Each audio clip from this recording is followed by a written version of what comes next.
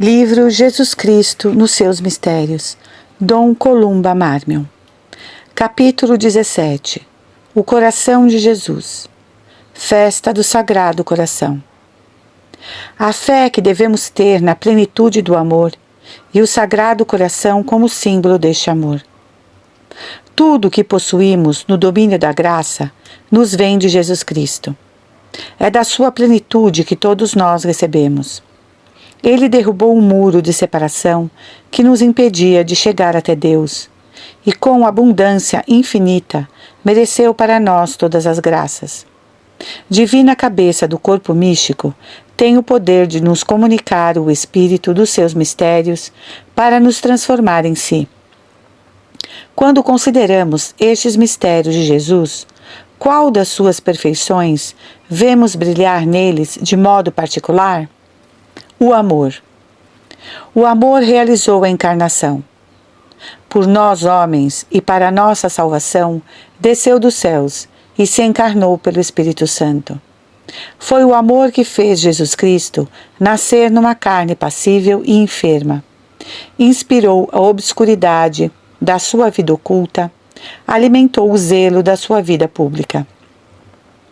Se Jesus se entregou por nós à morte, foi porque cedeu ao excesso de um amor sem medida.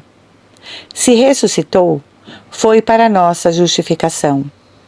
Se subiu ao céu, foi como precursor para preparar-nos um lugar, naquela morada de beatitude.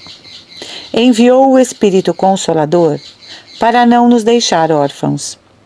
Instituiu o sacramento da Eucaristia como memorial do seu amor.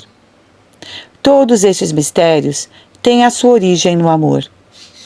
É preciso que a nossa fé neste amor de Jesus Cristo seja viva e constante. E por quê? Porque é um dos mais poderosos sustentáculos da fidelidade. Vede São Paulo. Jamais homem algum trabalhou e se consumiu como ele por amor de Jesus. Um dia em que os inimigos atacam a legitimidade da sua missão, é obrigado, para se defender, a fazer a narração das suas obras, trabalhos e sofrimentos. Vós conheceis muito bem esta descrição viva, mas é sempre uma alegria para a alma reler essa página, única nos anais do apostolado. Muitas vezes vi a morte de perto.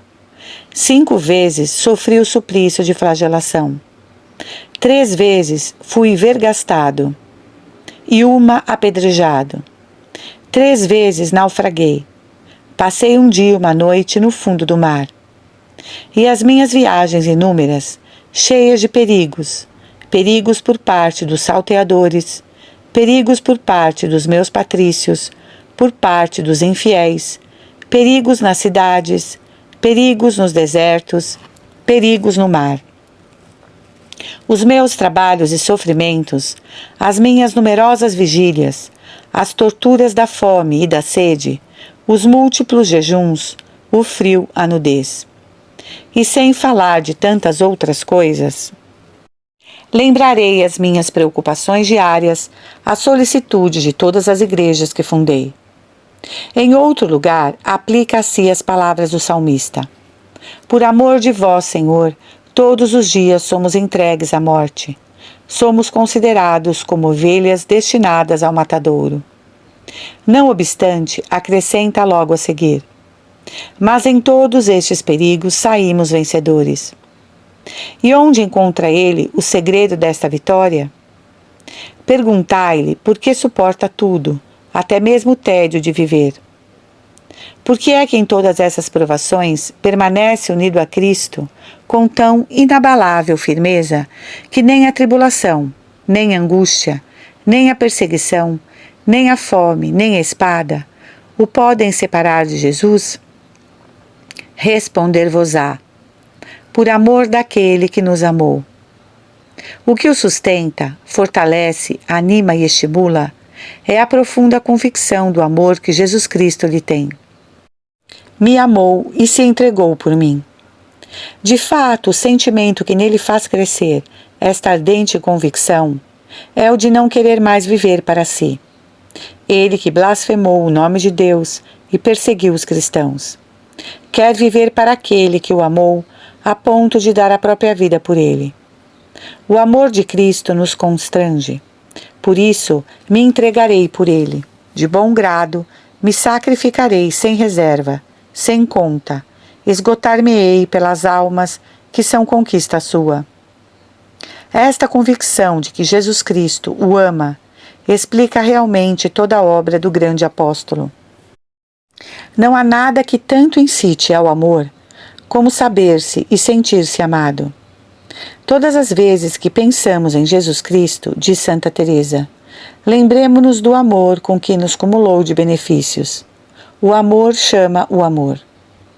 Mas como havemos de conhecer esse amor, que é a base de todos os estados de Jesus, que os explica e resume todos os seus motivos? Onde aurir esta ciência tão salutar e fecunda, que São Paulo fazia objeto da sua oração pelos cristãos? Contemplando os mistérios de Jesus. Se o fizermos com fé, o Espírito Santo, que é o amor infinito, descobrir-nos-á as suas profundezas e levar-nos-á ao amor em que tem a sua origem. Há uma festa que, pelo seu objeto, nos recorda de um modo geral o amor que o Verbo encarnado nos mostrou. É a festa do Sagrado Coração. Por causa das revelações de Nosso Senhor a Santa Margarida Maria, a Igreja fecha com esta festa o ciclo anual das solenidades do Salvador, como se, ao termo da contemplação dos mistérios do seu esposo, nada mais lhe restasse do que celebrar o amor que os inspirou a todos. A exemplo da Igreja, depois de termos passado em revista os principais mistérios do nosso Divino Chefe, dir-vos-ei algumas palavras sobre a devoção ao Sagrado Coração, seu objeto e prática. Mais uma vez, nos daremos conta desta verdade capital. Para nós, tudo se resume no reconhecimento prático do mistério de Jesus. O que é a devoção ao coração de Jesus e como esta devoção está radicada no dogma cristão. Devoção deriva da palavra latina devolvere, dedicar-se, consagrar-se a uma pessoa amada. A devoção a Deus é a mais alta expressão do amor. Amarás a Deus com todo o teu coração, com toda a tua alma, com todo o teu espírito, com todas as tuas forças. Este todo marca a devoção. Amar a Deus com todo o ser, sem nada reservar para nós, sem nunca parar. Amá-lo a ponto de nos dedicar ao seu serviço, pronta e livremente. Tal é a devoção em geral. E assim entendida, a devoção constitui a perfeição, visto ser a flor da caridade. A devoção a Jesus Cristo é a dedicação de todo o nosso ser e de toda a nossa atividade à pessoa do Verbo encarnado, abstraindo deste ou daquele estado particular da pessoa de Jesus, deste ou daquele mistério especial da sua vida. Por esta devoção a Jesus Cristo, procuramos conhecer, honrar, servir o Filho de Deus, que se nos manifesta pela sua santa humanidade. Uma devoção particular é uma dedicação a Deus, considerado especialmente num dos seus atributos ou perfeições, como a santidade e a misericórdia, a uma das pessoas divinas, ou a Jesus Cristo, contemplado num dos seus mistérios, num ou noutro dos seus estados. Mas, como vimos no decurso destas conferências, é sempre o mesmo Jesus Cristo que honramos, é sempre à sua pessoa adorável que se dirigem as nossas homenagens, considerando, porém, a sua pessoa sob um aspecto particular ou no mistério especial. Assim, a devoção à Santa Infância é a devoção à própria pessoa de Cristo, contemplado especialmente nos mistérios da Natividade e da vida de adolescente em Nazaré. A devoção às 5 chagas é a devoção à pessoa do Verbo encarnado, considerado nos seus sofrimentos, simbolizados nas chagas, cujas gloriosas cicatrizes Jesus Cristo conserva depois da ressurreição. A devoção pode ter um objeto especial, próprio, imediato, mas termina sempre na pessoa em si mesma. Compreendeis agora o que se deve entender por devoção ao Sagrado Coração? É, de um modo geral, a dedicação à pessoa de Jesus, enquanto manifesta o seu amor por nós e nos mostra o seu coração como símbolo deste amor. A quem honramos nesta devoção? A Jesus Cristo em pessoa. Mas qual o objeto imediato, especial, próprio desta devoção? O coração de carne de Jesus, o coração que por nós pulsava no peito do homem-Deus. Porém, não o veneramos separado da natureza humana de Jesus, nem da pessoa do Verbo eterno, a que esta natureza humana se uniu na encarnação. E devemos ainda acrescentar o seguinte: veneramos este coração como símbolo do amor de Jesus para conosco. A devoção ao Sagrado Coração reduz-se, pois, ao culto do Verbo encarnado, enquanto nos manifesta o seu amor e nos mostra o seu coração como símbolo deste amor. Não é preciso justificar perante vós esta devoção, que vos é familiar. Mas não será inútil dizer-vos alguma coisa sobre o assunto. Sabeis que, no pensar de alguns protestantes, a Igreja é como um corpo sem vida, que teria recebido toda a sua perfeição logo no princípio, e assim devia ficar. Tudo o que veio depois, seja em matéria dogmática, seja no domínio da piedade, não é outra coisa, segundo eles, senão superfluidade e corrupção. Para nós, porém, a Igreja é um organismo vivo, que por isso se desenvolve e aperfeiçoa. O depósito da revelação foi selado com a morte do último apóstolo, e desde então nenhum escrito é admitido como inspirado, nem as revelações particulares dos santos entram no depósito oficial das verdades da fé. Há, no entanto, muitas verdades que estão contidas na revelação oficial apenas em germe, e só pouco a pouco, sob a pressão dos acontecimentos e inspiração do Espírito Santo, o que anteriormente era conhecido apenas de modo implícito, vai se fixando, e definições explícitas em fórmulas precisas e determinadas. Desde os primeiros instantes da encarnação, Jesus Cristo possuía na sua santa alma todos os tesouros da ciência e sabedoria divinas, mas só pouco a pouco é que se foram revelando. À medida que Jesus Cristo ia crescendo em idade, aquela ciência e sabedoria iam se manifestando, e as virtudes que continha em germes iam aparecendo e florescendo.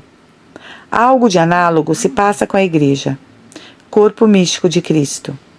Por exemplo, encontramos no depósito da fé esta magnífica revelação: o Verbo era Deus, e o Verbo fez-se carne.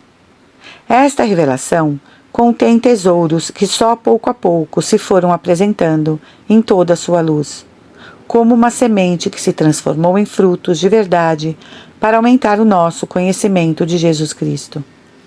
Quando surgiram as heresias, a Igreja, guiada pelo Espírito Santo, definiu que em Jesus Cristo há uma só pessoa divina, mas duas naturezas distintas e perfeitas, duas vontades, duas fontes de atividade. Que a Virgem Maria é Mãe de Deus, que todas as partes da santa humanidade de Jesus são adoráveis em virtude da sua união com a pessoa divina do Verbo. Serão novos estes dogmas? Não. É o depósito da fé que se explica, se torna explícito, se desenvolve. O que dizemos sobre os dogmas aplica-se perfeitamente às devoções. No decorrer dos séculos, surgiram devoções que a Igreja, inspirada pelo Espírito Santo, admitiu e fez suas. Não são inovações propriamente ditas, mas efeitos derivados dos dogmas estabelecidos e da atividade orgânica da Igreja. Desde que a Igreja docente aprove uma devoção e a confirme com sua autoridade soberana, devemos aceitá-la com alegria. Proceder de outro modo não seria partilhar dos sentimentos da Igreja. Não seria compartilhar dos pensamentos de Jesus Cristo, pois ele disse aos apóstolos e seus sucessores: quem vos ouve, a mim ouve. Quem vos despreza, a mim despreza. Ora, como ir para o Pai, se não ouvirmos a Cristo?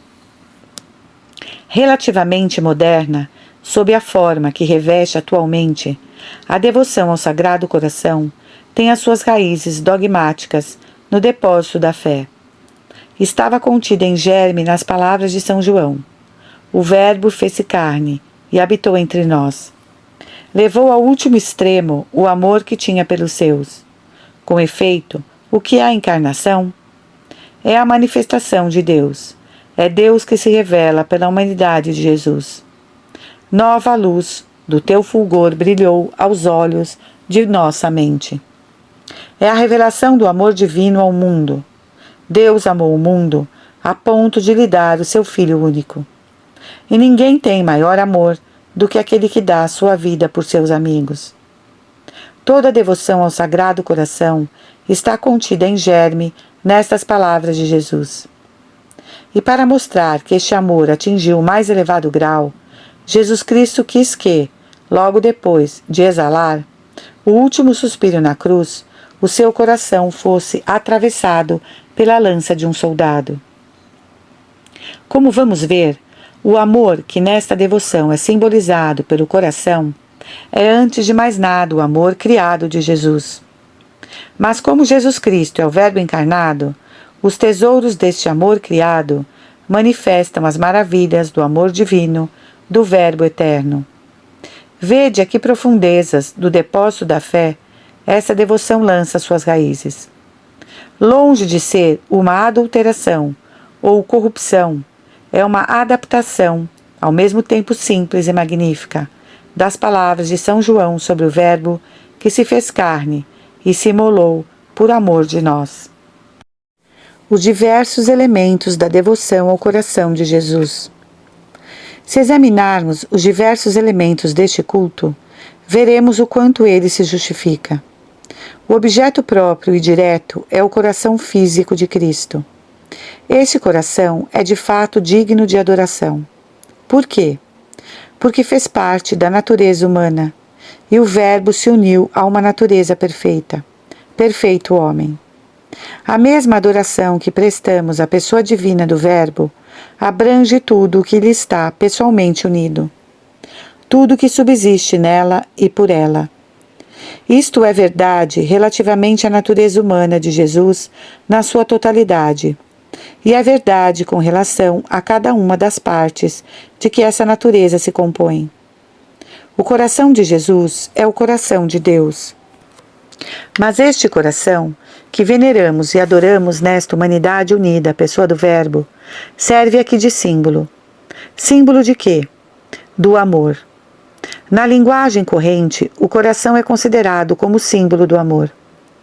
Quando Deus diz na Sagrada Escritura: meu filho, dá-me o teu coração, compreendemos que o coração aqui significa o amor. Pode dizer-se de alguém: estimo-o, respeito-o, mas não lhe posso dar o meu coração. Essas palavras indicam que é impossível a amizade, a intimidade, a união. Na devoção ao Sagrado Coração, veneramos, portanto, o amor que nos tem o Verbo encarnado. Em primeiro lugar, o amor criado. Jesus Cristo é, ao mesmo tempo, Deus e homem. Deus perfeito, homem perfeito. É o próprio mistério da encarnação. Na sua qualidade de Filho do homem, Jesus Cristo tem um coração como o nosso, um coração de carne, um coração que palpita por nós com amor mais terno, mais verdadeiro, mais nobre, mais fiel. Na Epístola aos Efésios, dizia-lhe São Paulo que pedia com instância a Deus que os fizesse conhecer a extensão, a largura, a altura e a profundidade do mistério de Jesus. Tão deslumbrado estava com as riquezas incomensuráveis que este mistério encerra. Outro tanto podia dizer do amor do coração de Jesus por nós. Aliás, Diz-eu, quando proclamou que este amor ultrapassava toda ciência. Realmente, nunca esgotaremos os tesouros de ternura, amabilidade, benevolência e caridade de que o coração do homem-Deus é ardente foco. Basta abrir o Evangelho. Em cada página, vemos refulgir a bondade, a misericórdia, a condescendência de Jesus para com os homens. Ao expor-vos alguns dos aspectos da sua vida pública, procurei mostrar o que esse amor tem de profundamente humano, de infinitamente delicado. Este amor de Cristo não é uma quimera, é bem real, pois se baseia na realidade da própria encarnação. A Virgem Maria, São João, Madalena e Lázaro bem o sabiam. Não era unicamente um amor de vontade, era-o também de sentimento. Quando Jesus dizia: "Tenho pena desta multidão", sentia realmente a compaixão ferir-lhe as fibras do seu coração de homem. Ao ver Maria e Madalena chorando pelo irmão, chorou com elas lágrimas bem humanas, provocadas pela emoção que lhe apertava o coração. Por isso os judeus, testemunhas do fato, diziam entre si: "Vede como o amava". Jesus Cristo não muda. Era ontem, é hoje e continua a ser, lá no céu, o mais amoroso e o mais amável dos corações que se podem encontrar. São Paulo nos diz, em termos claros, que devemos ter confiança em Jesus, porque é um pontífice compassivo, conhecedor dos nossos sofrimentos, das nossas misérias e enfermidades, pois ele próprio tomou sobre si as nossas fraquezas, exceto o pecado. É certo que Jesus Cristo já não pode sofrer, mas é sempre aquele que se compadeceu, que sofreu, que resgatou os homens por amor. Qual a origem deste amor humano, deste amor criado de Jesus? De onde procede? Do amor criado e divino, do amor do Verbo eterno, ao qual está indissoluvelmente unida a natureza humana. Em Cristo, embora haja duas naturezas perfeitas e distintas, cada uma das quais, com as suas energias específicas e operações próprias, há uma só pessoa divina. Já vos disse que o amor criado de Jesus não é mais do que uma revelação do seu amor incriado. Tudo quanto faz o amor criado, falo unicamente em união com o amor incriado e por causa dele. O coração de Cristo hauria a sua bondade humana no oceano divino. No Calvário, vemos morrer um homem como nós, que foi atormentado pela angústia, que sofreu, que foi esmagado pelos tormentos, como homem algum o será jamais. Compreendemos o amor que este homem nos mostra. Mas esse amor que, pela sua intensidade, excede a nossa ciência, é a expressão concreta, tangível do amor divino. O coração de Jesus rasgado na cruz revela-nos o amor humano de Cristo, mas por detrás do véu da humanidade de Jesus, vê-se o inefável e incompreensível amor do Verbo. Que largas perspectivas nos abre esta devoção! Como é próprio para atrair a alma fiel! É que lhe permite venerar o que há de maior, mais elevado, mais eficaz em Jesus Cristo, Verbo encarnado, o amor que tem ao mundo e de que é fornalha o seu coração. A contemplação dos benefícios que o amor de Jesus nos mereceu é a fonte do amor que lhe devemos consagrar. O amor é ativo, por natureza não conhece limites. Em Jesus, tinha de ser para nós fonte inexaurível de dons. Na oração da festa do Sagrado Coração, a Igreja convida-nos a recordar em pensamento as graças principais que devemos ao amor de Jesus Cristo. Esta contemplação é um dos elementos da devoção ao Sagrado Coração.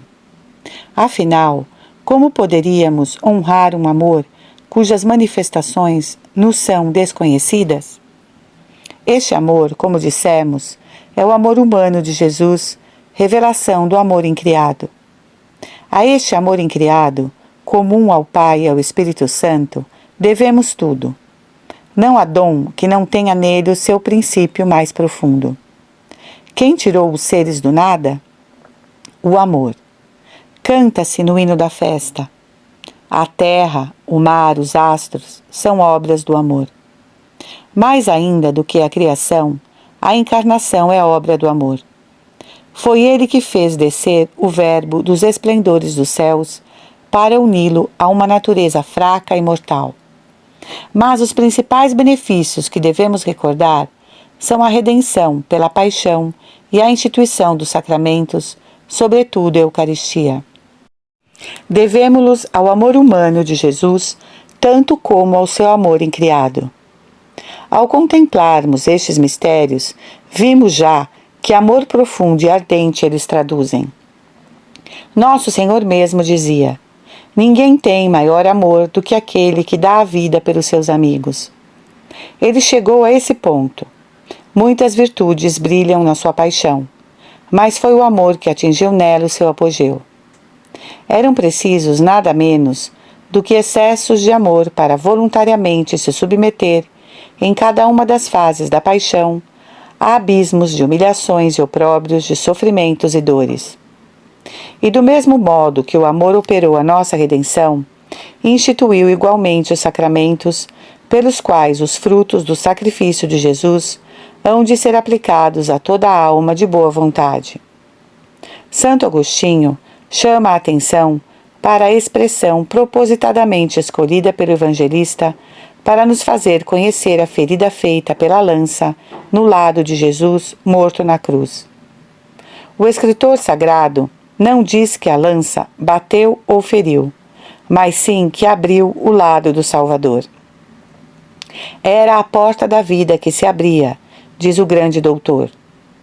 Do coração aberto de Jesus iam correr sobre o mundo rios de graças que deviam santificar a Igreja. Esta contemplação dos benefícios de Jesus para conosco deve tornar-se a fonte da nossa devoção prática ao Sagrado Coração. O amor só se pode pagar com amor. De que se queixa Nosso Senhor a Santa Margarida Maria? De não ver retribuído o seu amor. Eis o coração que tanto amou os homens e dele só recebeu ingratidão. É, pois, pelo amor, pela doação do coração, que devemos corresponder a Jesus Cristo. Quem não há de amar aquele que o ama? Qual o resgatado que não se prende ao seu Redentor? Para ser perfeito, este amor deve ter um duplo caráter. Há o amor afetivo, que consiste nos diversos sentimentos que fazem vibrar a alma para com a pessoa amada. Admiração, complacência, alegria, ação de graças. Este amor faz nascer nos lábios o louvor. Alegramo-nos com as perfeições do coração de Jesus. Celebramos as suas belezas e grandezas. Comprazemo-nos na magnificência dos seus dons. Meus lábios e minha alma que resgatastes exultarão de alegria quando eu cantar a vossa glória. Este amor afetivo é necessário. A alma, quando contempla Cristo no seu amor, deve abandonar-se à admiração, à complacência, ao júbilo. Por quê? Porque devemos amar a Deus com todo o nosso ser. Deus quer que o nosso amor para com Ele corresponda à nossa natureza. Ora, nós não temos uma natureza angélica, mas humana, em que a sensibilidade tem o seu lugar. Jesus Cristo aceita esta forma de amor porque se funda na nossa natureza que Ele próprio criou. Vede-o na sua entrada triunfal em Jerusalém, poucos dias antes da paixão. Quando descia do Monte das Oliveiras, toda a multidão dos discípulos, arrebatada de alegria, começou a louvar a Deus em altas vozes por todos os milagres que vira. Bendito o Rei que vem em nome do Senhor. Hosana no mais alto dos céus. Então, alguns fariseus do meio da multidão disseram a Jesus: Mestre, repreendei os vossos discípulos. E que responde nosso Senhor? Faz cessar aquelas aclamações? Pelo contrário, responde aos fariseus: Eu vos digo, se eles se calarem, gritarão as pedras. Jesus Cristo recebe com agrado os louvores que sobem do coração aos lábios. O nosso amor deve traduzir-se em afetos. Vede os santos. São Francisco, o pobre de Assis, vivia tão elevado no amor que cantava os louvores de Deus pelas estradas. Santa Madalena de Pazzi percorria os claustros do convento a gritar: ó amor, ó amor! Santa Teresa vibrava cada vez que cantava essas palavras do credo: o seu reino não terá fim. Lede as suas exclamações e vereis como nas almas dominadas pelo amor os sentimentos da natureza humana se expandem em louvores ardentes. Não hesitemos, pois, em multiplicar os nossos louvores ao coração de Jesus. As ladainhas, os atos de reparação e consagração, são outras tantas expressões deste amor de sentimento, sem o qual a alma humana não atinge a perfeição da sua natureza. Todavia, este amor afetivo por si só não basta. Para ter todo o valor, deve traduzir-se em obras. Se me tendes amor, dizia Jesus, guardai os meus mandamentos. Aqui é que está a pedra de toque. Encontrareis muitas almas ricas de afetos, com o dom das lágrimas, mas que não empregam o mínimo esforço para reprimir as más inclinações, destruir os hábitos viciosos, evitar as ocasiões de pecado. Que abandonam tudo quando vem a tentação, que murmuram logo que se apresentam as contrariedades e contradições. Nelas, o amor afetivo está cheio de ilusões. É uma fogueira de palha que não dura, que se desfaz em cinzas. Se realmente amamos a Jesus Cristo, não só nos alegramos com a sua glória, cantamos as suas perfeições com todas as forças da nossa alma, nos entristecemos com as ofensas feitas ao seu coração e lhe oferecemos condignas reparações, mas, sobretudo, nos esforçamos para lhe obedecer em tudo, aceitamos de boa mente todas as disposições da sua providência a nosso respeito, trabalhamos para dilatar o seu reino nas almas, para lhe proporcionar toda a glória. Se preciso for, consumir-nos-emos com alegria, iremos até o nosso último alento, segundo a bela expressão de São Paulo. O apóstolo refere-se à caridade com o próximo, mas esta fórmula se aplica ao nosso amor a Jesus. Resume admiravelmente a prática da devoção ao seu sagrado coração. Contemplemos o nosso divino Salvador, pois nisto, como em todas as virtudes, é o nosso melhor modelo. Nele encontramos essas duas formas de amor. Considerai o amor que ele tem ao Pai. Jesus Cristo experimenta em seu coração os mais verdadeiros sentimentos de amor afetivo que podem fazer vibrar um coração humano. O Evangelho mostra-nos, um dia, o seu coração transbordar de sentimentos de entusiasmo pelas perfeições insondáveis do Pai, expandindo-se em louvores diante dos discípulos. Exulta de alegria sob a ação do Espírito Santo e diz: eu te bendigo, ó Pai, Senhor do céu e da terra, por teres ocultado essas coisas aos sábios e aos prudentes, e as teres revelado aos pequeninos. Sim, eu te bendigo, ó Pai, porque assim foi do teu agrado. Vede ainda na ceia como seu coração sagrado está cheio de afeto para com o Pai, e como seus sentimentos se manifestam numa inefável oração. E para mostrar ao mundo inteiro a sinceridade e vivacidade deste amor, Jesus encaminha-se logo para o Jardim das Oliveiras, onde vai começar a longa série de humilhações e dores da sua paixão. Este duplo caráter encontra-se igualmente no seu amor para com os homens. Havia já 3 dias que uma multidão o seguia, atraída pelo encanto das suas palavras divinas e pela fama dos seus milagres. Mas o cansaço começa a apoderar-se daquela pobre gente que não tem com que restaurar as forças. Jesus sabe disso. Tenho compaixão desta gente. Já há 3 dias que não me deixam e não têm nada que comer. Se os mandar embora sem comer, cairão desfalecidos pelo caminho, pois muitos vieram de longe. que profundo sentimento de compaixão confrange o seu coração humano. Bem sabeis como Jesus pôs em prática esse sentimento. Em suas mãos benditas, multiplicaram-se os pães para saciar os 4.000 homens que o acompanhavam. Vede-o, sobretudo, junto ao túmulo de Lázaro. Jesus chora, derrama lágrimas humanas. Haverá mais tocante e autêntica manifestação dos sentimentos do seu coração? E imediatamente põe a sua onipotência a serviço do amor. Lázaro sai desse túmulo. E o amor que se revela no dom de si mesmo é o amor que transborda do coração e se apodera de todo o ser, de toda a atividade, para os consagrar aos interesses e à glória do objeto amado. Até onde deve ir este amor a Jesus Cristo, em paga do seu amor para conosco? Deve, em primeiro lugar, incluir o amor essencial e soberano que nos faz considerar Cristo como o bem supremo, que preferimos a todas as coisas. Praticamente, este amor reduz-se ao estado de graça santificante. A devoção, como dissemos, é a dedicação. Mas onde está a dedicação de uma alma que não procura conservar em si, a todo o custo, por uma fidelidade vigilante, o tesouro da graça do Salvador? Que na tentação hesita entre a vontade de Cristo e as sugestões do seu eterno inimigo? Sabeis que é este amor que dá à nossa vida todo o seu valor e faz dela como que uma perpétua homenagem agradável ao coração de Jesus. Sem este amor essencial, nada tem valor aos olhos de Deus. Ouvi em que termos expressivos São Paulo põe em relevo esta verdade.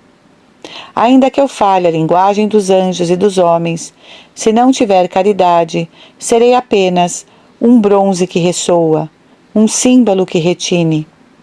Posso ter o dom da profecia, conhecer todos os mistérios, possuir toda a ciência, ter uma fé capaz de transpor montanhas.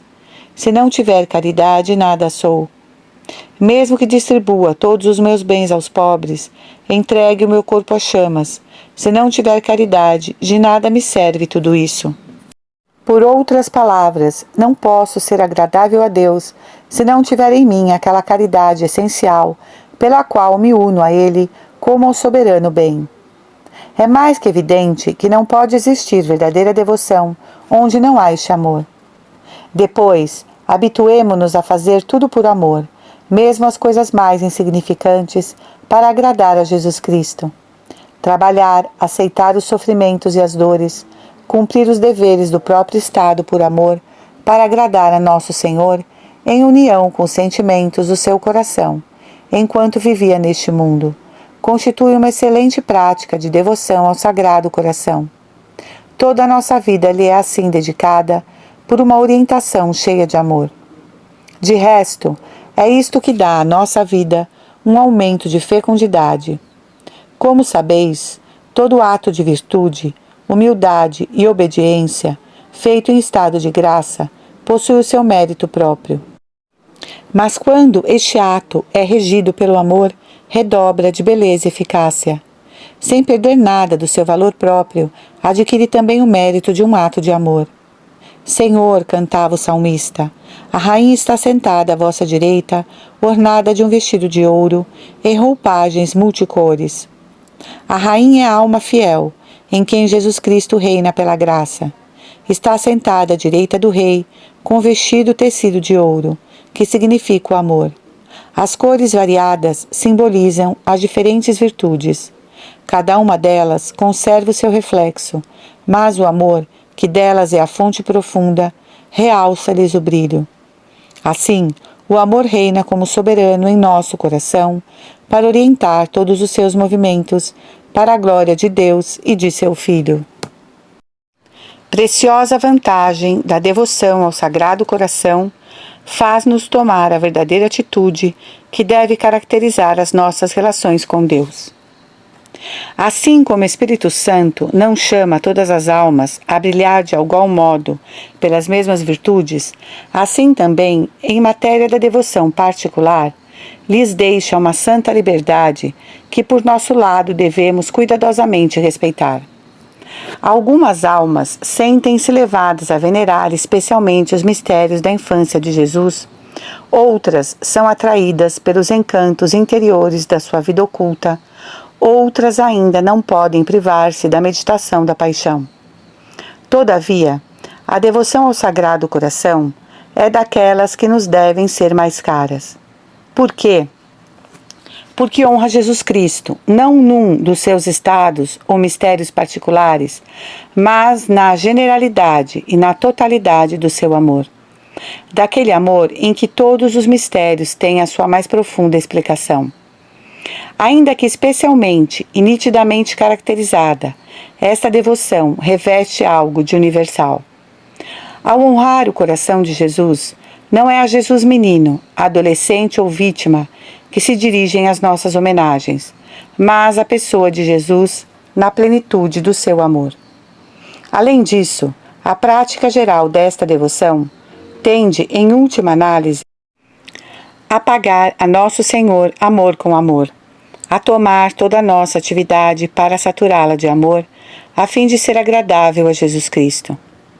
Os exercícios particulares são apenas meios de exprimir ao nosso Divino Mestre esta reciprocidade de amor. Eis um efeito preciosíssimo desta devoção. É que toda a religião cristã se reduz para nós a este ponto: entregar-nos por amor ao serviço de Jesus Cristo e por ele ao Pai e ao Espírito Santo. Este ponto é de capital importância e quero, ao terminar esta conferência, meditá-lo convosco uns instantes. É uma verdade confirmada pela experiência das almas que a nossa vida espiritual depende em grande parte da ideia que habitualmente fazemos de Deus. Há entre nós e Deus relações fundamentais, baseadas na nossa natureza de criaturas. Existem relações morais, resultantes da nossa atitude para com Ele. E esta atitude é a maior parte das vezes condicionada pela ideia que fazemos de Deus. Se fizermos de Deus uma ideia falsa, os nossos esforços para progredir serão muitas vezes vãos e estéreis, porque se realizam fora do bom caminho. Se tivermos uma ideia incompleta de Deus, a nossa vida espiritual será cheia de lacunas e imperfeições. Mas, se a ideia que temos de Deus for verdadeira, tão verdadeira quanto neste mundo é possível a uma criatura que vive da fé, a nossa alma dará largas à sua expansão, segura e radiante de luz. Esta ideia habitual que fazemos de Deus é, pois, a chave da nossa vida interior, não só porque regula a nossa atitude para com Ele, mas também porque muitas vezes determina a atitude do mesmo Deus para conosco. Em muitos casos, Deus trata-nos como nós o tratamos. Mas, dir-me-ei, a graça santificante não nos faz filhos de Deus? Claro que sim. Todavia, na prática, há almas que não se comportam como filhos adotivos do Eterno Pai. Dir-se-ia que esta condição de filhos de Deus tem para elas apenas valor nominal. Não compreendem que é este um estado fundamental que se deve manifestar incessantemente por atos correspondentes e que toda a vida espiritual deve ser o desenvolvimento do espírito de adoção divina, espírito que recebemos no batismo pela virtude de Jesus Cristo. Assim, encontram-se almas que habitualmente olham para Deus à maneira dos israelitas. Deus revela-se-lhes no meio dos trovões e relâmpagos do Sinai. Para este povo de dura cerviz, propenso à infidelidade e à idolatria, Javé era um Deus que se devia adorar, um Senhor que se deveria servir, um juiz que se devia temer. Os israelitas tinham recebido, como diz São Paulo, um espírito de servidão para viver no temor. Deus não lhes aparecia, senão na majestade da sua grandeza e na soberania do seu poder. Sabeis que os tratava com rigorosa justiça. A terra abria-se para tragar os hebreus culpados. Aqueles que tocavam na arca da aliança, sem terem esse direito, eram feridos de morte. Serpentes venenosas matavam os murmuradores. mal se atreviam a pronunciar o nome de Javé. Uma vez por ano, o sumo sacerdote entrava sozinho e tremendo no Santo dos Santos, com o sangue das vítimas imoladas pelo pecado. Era o espírito de servidão. Há almas que vivem habitualmente nestes sentimentos de temor puramente servil. Se não temessem os castigos de Deus, não achariam inconveniente algum em ofendê-lo. Consideram habitualmente Deus apenas como um Senhor, e não se preocupam com lhe agradar. Assemelham-se àquele servo de que fala Jesus na parábola das moedas. Um rei, tendo de partir para uma região longínqua, chama os seus servos e entrega-lhes umas moedas de prata que deviam fazer render até ele voltar. Um dos servos arrecada a moeda e não a faz render. Aqui está a vossa moeda, diz ao rei depois de seu regresso. Escondi-a embrulhada num pano, pois tive medo de vós, por serdes um homem severo. Retirais o que não depositastes e colheis o que não semeastes. E que responde o rei? Utiliza a palavra do servo preguiçoso para condená-lo. Julgo-te por tuas próprias palavras, servo mau. Sabes que sou homem severo, então por que não pusestes o meu dinheiro a render? E o rei manda tirar deste servo o que lhe havia sido confiado. Tais almas tratam com Deus como que de longe, consideram-no unicamente como um grande Senhor. E Deus trata-as do mesmo modo, não se dá a elas inteiramente. Entre elas e Deus não pode haver intimidade pessoal, pois nelas é impossível uma expansão interior. Outras almas, talvez mais numerosas, consideram Deus habitualmente como grande benfeitor. Trabalham apenas com o fito na recompensa. Essa ideia não é inteiramente falsa. Vemos Jesus Cristo comparar o Pai a um Senhor, que recompensa e com que magnífica liberalidade o servo infiel. Entra na alegria do teu Senhor. Ele próprio nos diz que sobe ao céu para nos preparar lá um lugar. Mas, quando esta atitude é habitual, a ponto de se tornar exclusiva, como se dá com certas almas, além de ser uma falta de nobreza, não corresponde plenamente ao espírito do Evangelho. A esperança é uma virtude cristã, alenta poderosamente a alma no meio da adversidade, das provações, das tentações. Mas não é a única nem a mais perfeita das virtudes teologais. Virtudes específicas da nossa condição de filhos de Deus. Qual é a virtude mais perfeita? Qual de entre elas leva a palma? A caridade, responde São Paulo. Por ora subsistem a fé, a esperança e a caridade, as três. Porém, a maior delas é a caridade. Jesus Cristo é quem nos revela a verdadeira atitude da alma em face de Deus. É por isso que, sem perder de vista o temor, não o temor servil do escravo que tem medo do castigo, mas o temor de ofender a Deus que nos criou, sem deixar de lado o pensamento da recompensa que nos espera se formos fiéis, devemos procurar ter habitualmente para com Deus aquela atitude de confiança filial e amor que Jesus Cristo nos revelou como sendo a da nova aliança. Efetivamente, Jesus Cristo sabe, melhor do que ninguém, quais devem ser as nossas relações com Deus, pois conhece os segredos divinos. Ouvindo-o, não corremos risco algum de nos perdermos. Ele é a própria verdade. Ora, que atitude ele quer que tenhamos para com Deus? Sob que aspecto quer que o contemplemos e honremos? Ensina-nos, é certo, que Deus é o Senhor soberano, a quem devemos adorar. Está escrito: adorarás ao Senhor e só a Ele servirás. Mas este Deus que devemos adorar é um Pai. Os verdadeiros adoradores hão de adorar o Pai em espírito e verdade, e são esses adoradores que o Pai deseja. E será a adoração o único sentimento que deve fazer palpitar os nossos corações?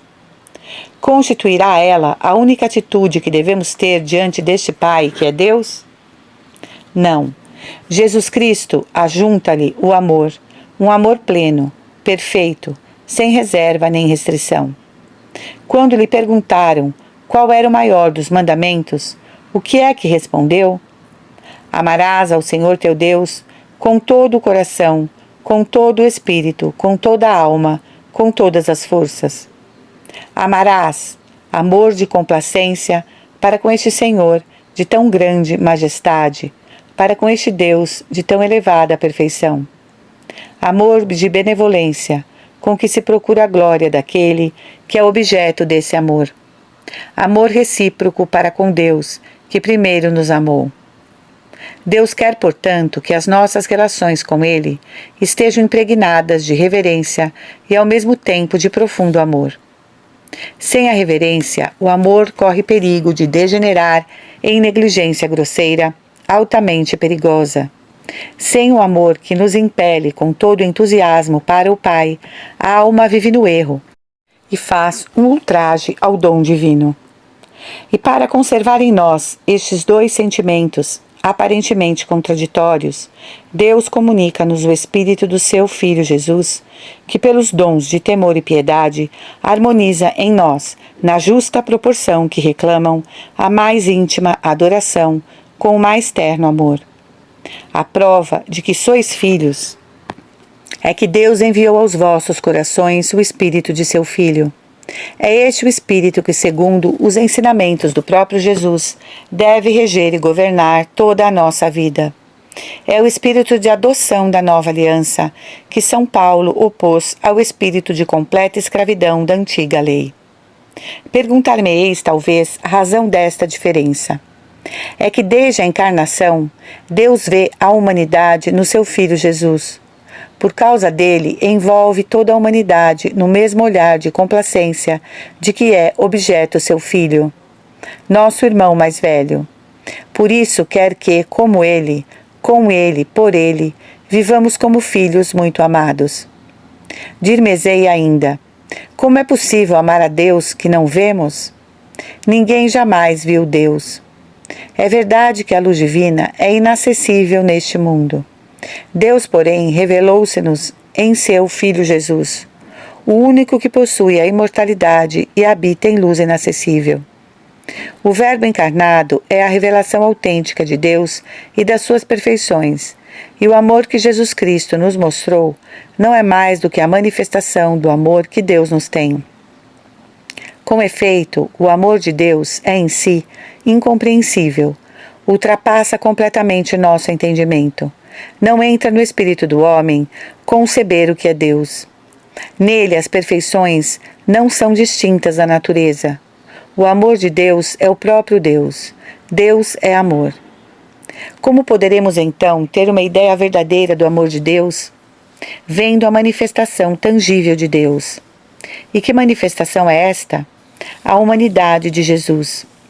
Cristo é Deus, mas Deus que se revela a nós. A contemplação da santa humanidade de Jesus é o caminho mais seguro para chegar ao verdadeiro conhecimento de Deus. Quem me vê, vê o Pai. O amor que nos mostra o Verbo encarnado revela o amor do Pai para conosco, pois o Verbo e o Pai são um só. Eu e o Pai somos um. Uma vez estabelecida esta ordem, nunca mais se altera. O cristianismo é o amor de Deus que se manifesta ao mundo por Jesus Cristo, e toda a nossa religião deve resumir-se na contemplação deste amor em Cristo e corresponder a este amor para chegar até Deus. Tal é o plano divino, tal é o pensamento de Deus a nosso respeito. Se não nos adaptarmos a ele, não achará para nós nem luz nem verdade, não haverá segurança nem salvação. Ora, a atitude essencial que de nós reclama este plano divino é a de filhos adotivos. Somos seres tirados do nada, e diante deste Pai de imensa majestade, devemos prostrar-nos com o sentimento da mais profunda reverência. Mas relações infinitamente mais extensas e íntimas, que resultam da nossa adoção divina e se resumem todas em servir a Deus por amor, sobrepõe-se a estas relações fundamentais que nascem da nossa condição de criaturas, não para destruí-las, mas para completá-las. Essa atitude fundamental, que deve corresponder à realidade da nossa adoção celeste, é particularmente favorecida pela devoção ao Sagrado Coração de Jesus.